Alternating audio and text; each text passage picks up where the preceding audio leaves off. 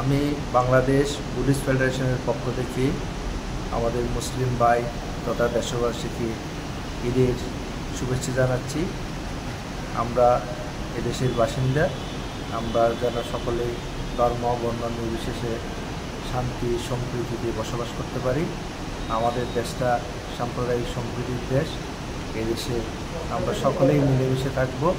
আমরা দেশের উন্নয়নের পক্ষে সংহতিতে আমরা ঐক্যবদ্ধ থাকব। বিশেষ করে দেশ গঠনে আমরা যাতে সকলেই ঐক্যবদ্ধ হই, এটাই আমাদের প্রচেষ্টা।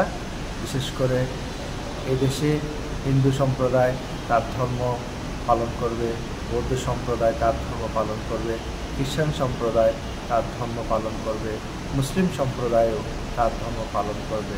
স্ব অবস্থান থেকে যাতে কোনো রকমের তাদের অধিকার থেকে বঞ্চিত না হয়, আমরা যাতে কোনো রকমের বৈষম্যের শিকার না হই, কোনো রকমের হিংসা হানাহানি এগুলিতে আমরা জড়িয়ে না পড়ি, আমাদের মধ্যে সম্প্রীতি সদ্ভাব যাতে বিরাজ করে, এটাই আমার কামনা। এবং আবারও ঈদের শুভেচ্ছা জানিয়ে আমার বক্তব্য শেষ করছি। ধন্যবাদ।